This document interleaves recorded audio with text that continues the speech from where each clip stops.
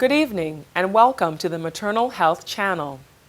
Tonight, we are in a rather sad and somber mood as we bring you a moving story that may break your heart. It certainly would get you asking questions that most people in the village of Torgome in the Volta region are also asking. It is the sensational story of Perfect Daba, a young 23-year-old woman who died from labor complications. The circumstances of her death are quite unbelievable, but tragedy raises critical issues that need addressing if more women in remote villages are to be saved from avoidable deaths. Most women deliver at night, and it is unfortunately the most difficult time to reach the hospital if there is an emergency. That fateful night, the clock of death started ticking towards midnight when most people in the village were asleep. And there was one big obstacle that stood between life and death for Perfect. The only gate that gave villagers access to the outside world was locked. Perfect Daba's story is dramatized to bring you the salient features of this harrowing journey to death. Let's take a look.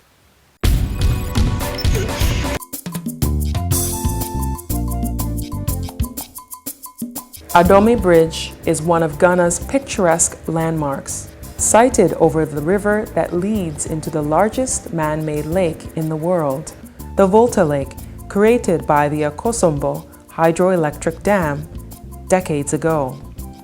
The dam supplies the bulk of Ghana's electricity, supplemented by the Kpong Power Plant a few miles down the lake. In the shadow of these dams and powerhouses are villages, mostly poor and mostly relocated as a result of the creation of the artificial lake. Torgome is one such village and unique in the sense that it can only be accessed by this gate, which is shut and padlocked every evening at 10 o'clock.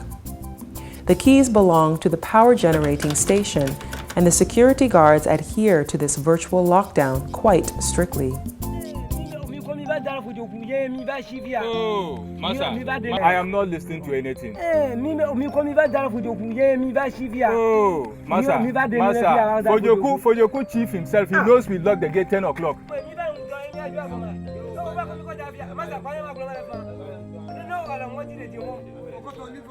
Tomorrow, 6 o'clock. 6 o'clock. Don't let them 6 o'clock. Don't let them 6 o'clock. Come and report. There is another possible exit on the other side of the village, but the lake is too deep for small-sized canoes. Our tragic story starts one weekend after sunset. Perfect, also known as Blessing Lady, gave birth to a bouncing baby boy in the middle of the night, but started bleeding profusely. Samuel, her husband, prayed it will stop, but it did not, so he called his sister-in-law and together braved the silence of the night to try and reach the local clinic. There were no vehicles or ambulances to call, so they made their way on foot. The clinic was closed.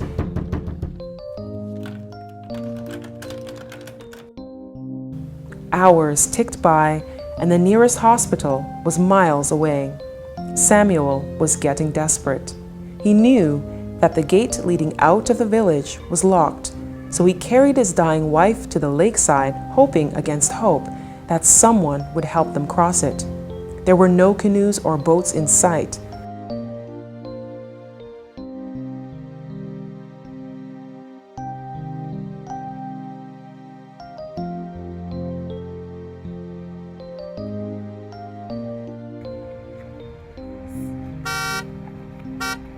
Luckily, a taxi appeared in the distance.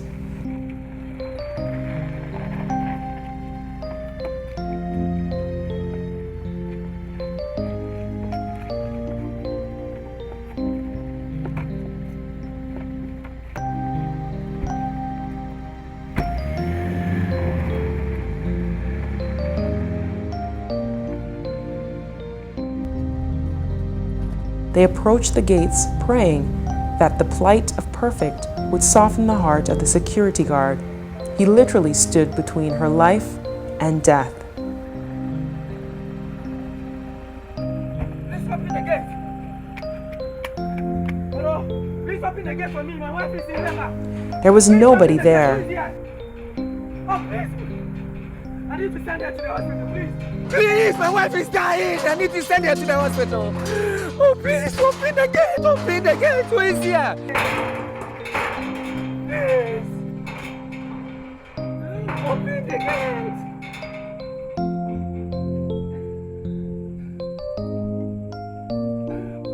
It took half an hour to locate the security guard. He refused to open the gates. He said he was under strict orders. More precious minutes passed.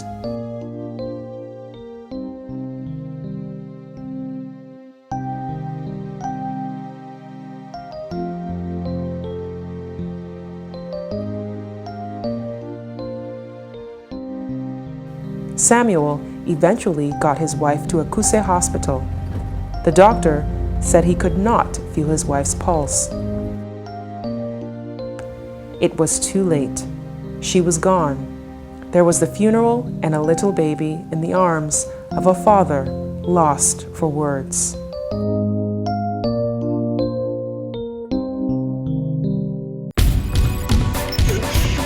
Today we share with you the tragic story of Perfect, a young lady, like several other ladies in our country, who lost her life through tragic circumstances. With me in the studio to tell the story is Samuel, her husband. Sammy, thanks for joining us to share your story in the studio. Thank you, sir. Can you share with us what exactly happened? Okay, it was January on the 12th. Mm-hmm. That was Saturday around 8 in the evening, when my wife just called me and told me something about she's having abdominal pain. Mm-hmm. We went to the clinic. The clinic was closed. So which clinic is this? Torgome Health Center. Torgome Health Center, yes, right. Sir. And it was closed? It was closed. On a Saturday? Yes. They don't normally work on weekends. I see. Yes, sir. Right. So you went to the clinic. The clinic was closed. It was closed. What did you do after that? We went to the midwife in her house. Mm-hmm. So we complained to her, and she said she's not working. She's on retire. Right. So it will get worse. We should go to Akuse Hospital. Mm-hmm. So after that, we came to the house, and she said she's no more feeling the pain again. Okay. So we slept. It was Sunday, which is 13th, around 3 o'clock at dawn. Mm-hmm. When she said she's feeling something again. Right. So when you saw the midwife, you advised that if it got worse, we you should go to Akuse. Go to Akuse Yes, Hospital. Sir. Yes, sir. But then your wife said things were okay. Yeah. So you slept. Yes, sir. And then she started having the difficulty again. Yes, around Right. 3 o'clock. 3 a.m. Yeah. in the morning, In Sunday. the morning, yeah. Mm-hmm. So, okay, I went to call one of my auntie to come and see whether she's ready to deliver, because the time is not yet for her to deliver. Okay. So my auntie came and she said she can deliver. Mm. So that time I went around looking for a car Right. to come and take her to Akuse Hospital. So before the car, I should come with the car, she deliver before I come. So your wife, Perfect, delivered at home? At home. Right. Yes, So, sir. and this aunt of yours, is she a midwife? Is she a traditional birth attendant? Does she help people deliver? Yeah, she normally help people deliver Right. in the house. But your intention was for her to go to the hospital to deliver? To deliver. But she went into labor before? Yeah, before I came back. Okay. So she delivered at home? At home. Right. So- What happened after that? So after the delivery, we experienced that she's bleeding. Mm. And the car is there, so we just carry her into the car. After we went to the dam was locked, the gate was locked. Mm. So the driver have to go out, walk all around the gate to go and call the security. Right. Now tell me about this gate. The gate was locked. Even in the evening, around 10 o'clock, they used to lock it. Okay.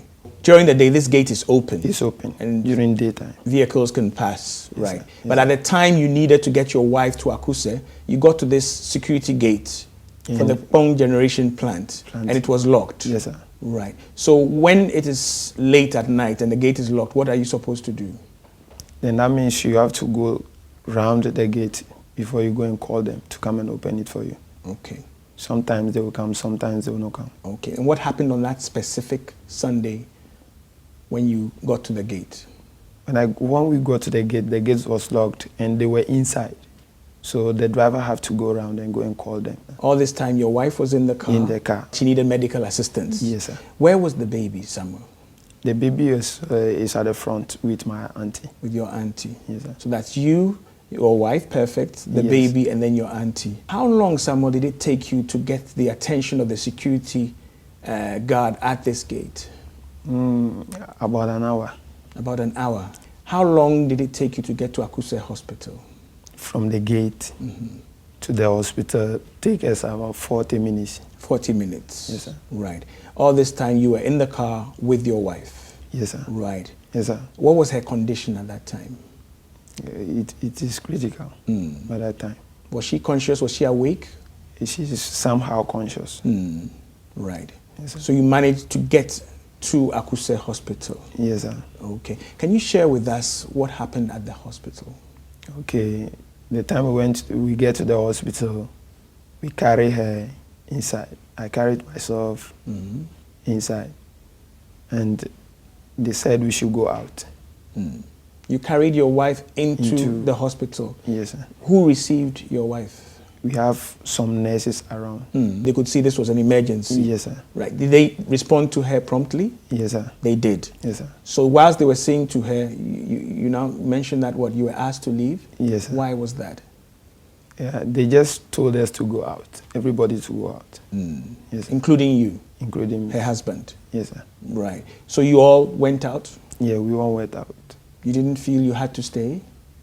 No, I think that is their duty. So if they said I should go out, Okay. I don't have any option. Right. Sammy, at that time, you could see your wife? Yes. Was she still conscious? Yes. She was still conscious? Conscious. Okay. What happened next? Okay, afterwards they called the doctor. And the doctor came. Which means what? When you got there, there was no doctor? There was no doctor. They had to call a doctor to come in to see to perfect? Yes. Right. How long did that take? Yeah, it take us like 30 to 40 minutes. Okay. During which time the nurses were attending to her? Yeah. Okay. Did they say anything to you before they asked you to leave? No, they didn't say anything. They just said we should go out. Okay. The doctor asked that you come? Yeah. And when you went, what did he tell you? All he can say is he said if she were to deliver at the hospital, like they would have got blood to save her. That's exactly what the doctor told you? What the doctor told me. He writes some things, he finished before he said, it is too late, so she's gone. How did you feel at this point? I felt they are lying, so I want to see her. You wanted and I to went see inside, her? I saw drip on her, but it's not going. When you got to the hospital, was there any mention of the need for blood? Did they ask you about her blood group or do anything that suggested they were seeking to give her blood? No. They did not ask me anything like that. Nobody mentioned blood? No, nobody. The nurses were just attending to her before they said we should go out. Right. Yeah. Do you know your wife's blood group? No. You don't? And you were not asked any information about her? No. So after that, what happened, Sammy? After that, they said the baby, the time they didn't reach, so we should leave the baby at the hospital. Okay. So we left the baby there and we went home. So they're saying that the baby was premature? Premature. Preterm. Yes, so it needed attention. Yes. So they would look after the baby. Yes, sir. So you were asked to leave the baby, this newborn baby, yeah, at the hospital. Yes, sir. And return home. Yes, sir. Without your wife. Yes, sir. Were you told anything about what may have caused her death? No, they didn't tell me anything actually. I want to ask again, Sammy, did anybody give you anything later by way of establishing a cause of death or a death certificate? Did you get anything like that? No, sir. Nothing like that? Yes, sir. Right. So then you went home? Yeah. Okay. In your mind, I mean, I know you are not a doctor or a health personnel. What do you think caused it? Because she's had 2 babies Yeah. before. Nothing happened. What do you think went wrong? If what I saw was wrong is if like the clinic were to be working, or there should be a doctor around our area. The clinic, the Torgome. Yes. Health If they were to center. be working, maybe they can save her. Right. They don't work on weekends. Weekends. So you think if that clinic was run on a 24-hour Yes. basis, then she would have gotten assistance? Yes. Right. Anything else running through your mind about other things that could have helped Perfect? Ambulance for in case emergency. Mm. It's something like that, because we have surrounding villages which are using the same clinic. Okay. Samuel, I'm curious about this gate issue again. Of course, it comes up and it's difficult to move about when this gate is closed. For the people in your village, has this come up, and are there chiefs or opinion leaders who are working to change this? Yeah, I have been going to meeting with them. And what I want them to do is they should have shifting, and they should not be sleeping or locking the gate in the night. Even if there should be a gate, there should be somebody there, standing there or ready sitting to there, ready to open. Yes, sir. If the need arises. Yes, sir. Okay. And have you heard anything about the outcome of some of these meetings? Does it look like something that is going to change soon? No, sir. I didn't hear anything about that. And have you had any opportunity to talk to this security man or the gateman to tell them what happened to your wife on that day? No. You haven't mentioned it to them at all? No. So when you think of that gate, when you see that gate now, what does it mean to you? How do you feel about this gate? I feel bad. I feel bad sometimes if I pass there, if I saw them there. Right. Because we delay time there too as well. Okay. And they are saying every minute is important. Yeah, so we delay much time there. Okay. Does this affect only the people of Torgome?